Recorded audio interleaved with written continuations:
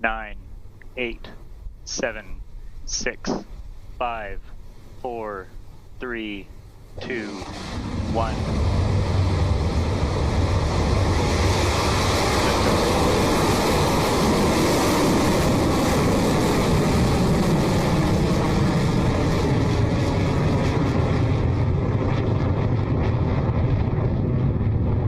Beginning pitch over.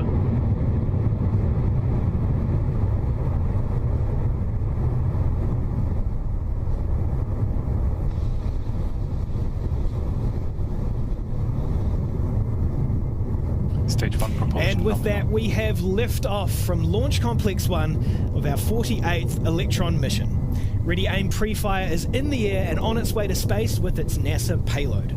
Soon we'll be hearing the call out for max Q, otherwise known as maximum aerodynamic pressure, which is the point during Electron's ascent where the structure is under the most amount of stress. We'll hear from the GNC operator shortly that Electron has cleared that milestone.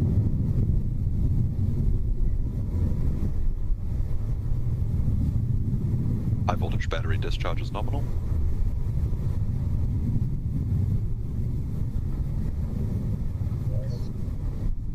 Cleared max Q. And that was the max Q milestone, passed cleanly through by Electron as it carries on its mission to orbit for NASA. We're now at over 18 kilometers in altitude and moving at over 2,400 kilometers an hour. Next up will be 3 actions that are performed by Electron back to back to back. The first is main engine cutoff on the first stage, when all 9 Rutherford engines will shut Guidance down. is nominal. Next is stage separation, when the booster disconnects from stage 2. And then we will have second stage engine ignition, when the Rutherford engine on the second stage lights up to carry on with the mission. Those call-outs should be heard as MECO, stage separation, and second stage ignition. Let's listen in now.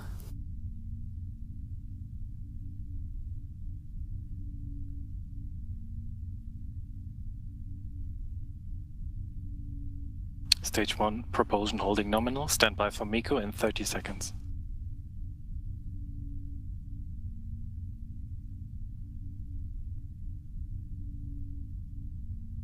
"15 seconds to staging."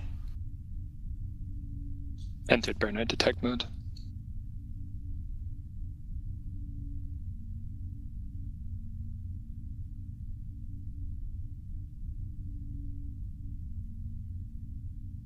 MECO confirmed.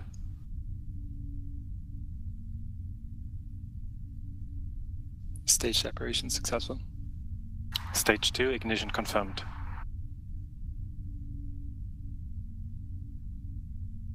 MECO, stage separation and engine start on that second stage. Electron is sailing smoothly through space so far. Now, that red hot engine nozzle that you see on your screen is what's powering Electron's second stage, past 105 kilometers in altitude and 8,350 kilometers an hour. High voltage battery discharge nominal. Now, although Electron is moving at over 7 times the Stage 2 speed of propulsion sound, there's nominal. very little resistance in the vacuum of space. So the next major milestone coming up is fairing jettison, where the 2 halves of the rocket's nose cone will separate and fall back to Earth. On missions like this, where the payload is a tiny portion of our overall mass, we leave the fairing connected for a little while longer than usual. Now, we should see that fairing jettison occur just after 4 minutes, and hopefully we'll get a good shot of them separating and falling on their way back to Earth.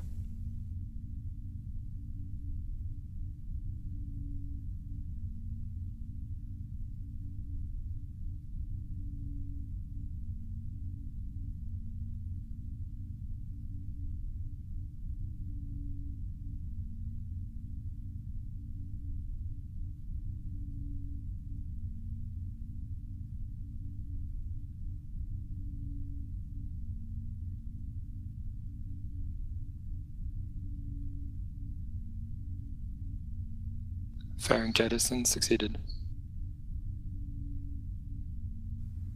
And that there was the call out for fairing jettison, confirming that the nose cone on Electron has split apart and fallen away in preparation for NASA's PREFIRE satellite to deploy. As you can see, we're at T plus 4 minutes and 41 seconds. Electron is travelling at speeds of 10,800 kilometres an hour and at an altitude of 174 kilometers.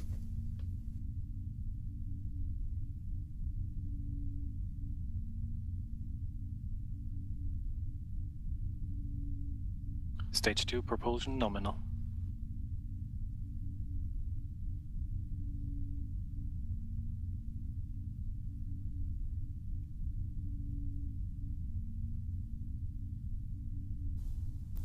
We're now coming up on the moment when the second stage Rutherford engine needs to perform its next action, a manoeuvre called the battery hot swap. This is a move unique to our Rutherford engine. Since its pumps are powered by batteries, by this point in the journey, we need to swap out the draining battery packs for a fresh set of new ones that will keep the engine running. The old batteries will be ejected, and you can usually see that happen on your screen, so keep an eye out on the shiny object on the right of your screen just after 6 minutes into the mission.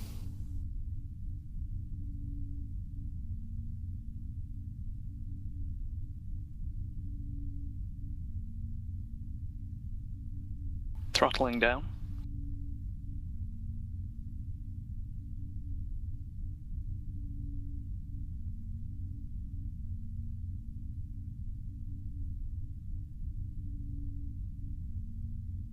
Hot swap successful.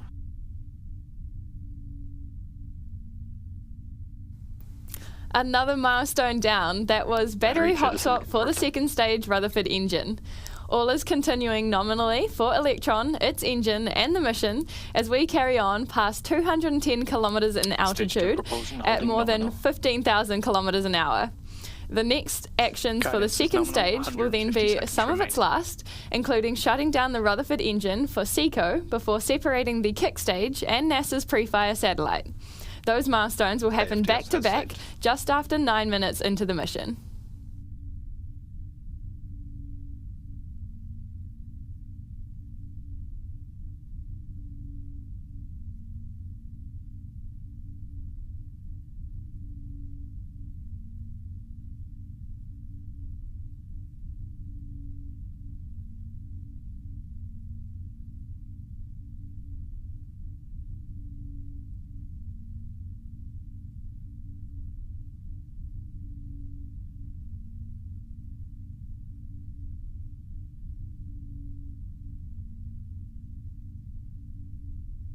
HVV battery discharge holding nominal.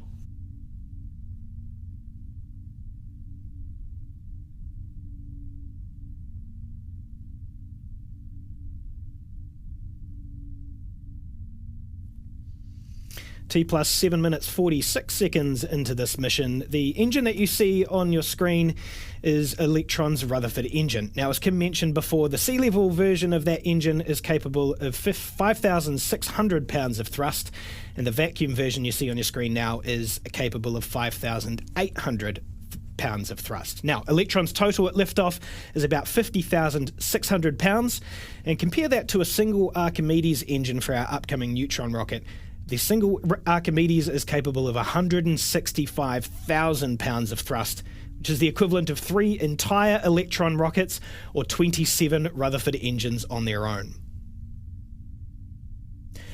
It's now T plus 8 minutes and 30 seconds. That means we're coming up to the second stage engine cutoff for this launch, which is an action very similar to what Electron performed for the first stage separation earlier in the count. And much like before, Electron will power down its engines before separating the kick stage with its NASA payload. The timing of that shutdown is expected right as we reach our target 200 kilometre perigee. So let's listen out now for that engine shutdown and stage separation.